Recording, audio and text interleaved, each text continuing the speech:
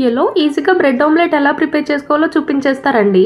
Normal గా మనం first omelette వేసి దానిపైన బ్రెడ్ పెడతాం కదా, అయితే ఈ వీడియోలో కొంచెం డిఫరెంట్ గా చూపిస్తాను. ఫస్ట్ అయితే పాన్ పైన కొంచెం గీ వేసుకొని పాన్ మొత్తం స్ప్రెడ్ చేసుకోవాలి. ఇప్పుడు మనం బ్రెడ్ స్లైసెస్ ఎన్ని కావాలో అవన్నీ ఇలా టోస్ట్ చేసుకోవాలి. 2 సైడ్స్ మంచిగా గోల్డెన్ బ్రౌన్ కలర్ అలా వచ్చే వరకు టోస్ట్ చేసుకొని పక్కన పెట్టుకోవాలి. ఇప్పుడు ఒక మిక్సింగ్ బౌల్ తీసుకొని అందులో కొంచెం పసుపు, 1 స్పూన్ కారం, ఇంకా టేస్ట్ కి సరిపడా సాల్ట్, గరం మసాలా, ఇంకా కొంచెం మిరియాల పొడి వేసుకోవాలి. ఇప్పుడు ఈ మసాలాలో కొంచెం వాటర్ వేసుకొని ఈ మసాలాలన్నీ బాగా మిక్స్ అయ్యేలా కలుపుకోవాలి. ఇక్కడ మీకు ఒక టిప్ చెప్తా చూడండి. మనం నార్మల్ గా ఆమ్లెట్ వేసేటప్పుడు కూడా ఇలా ఉప్పు, కారం, మసాలా ఇవన్నీ కొంచెం వాటర్ లో మిక్స్ చేసుకుంటే అవి బాగా కలుస్తాయి. ఇప్పుడు ఒక 3 ఎగ్స్ ని వేసుకొని మంచిగా బీట్ చేసుకొని మనం మిక్స్ చేసుకున్న మసాలాలో వేసుకొని మొత్తం మిక్స్ అయ్యేలా కలుపుకోవాలి. ఇంకొక టిప్ చెప్పిన, ఆమ్లెట్ లో కొంచెం గరం మసాలా వేసుకుంటే నీచు వాసన రాకుండా ఉంటదంట. ఇవన్నీ మా పిన్ని చెప్పింది గైస్. ఆమ్లెట్ మా పిన్ని దగ్గరే నేర్చుకున్నాను. ఇప్పుడు పాన్ పైన కొంచెం ఆయిల్ అప్లై చేసి మనం మిక్స్ చేసుకున్న ఎగ్ మిక్స్ లో ఒకటి తర్వాత ఒకటి బ్రెడ్ స్లైస్ వేసుకొని మంచిగా డిప్ చేసి పాన్ పైన అయితే వేసుకోవాలి.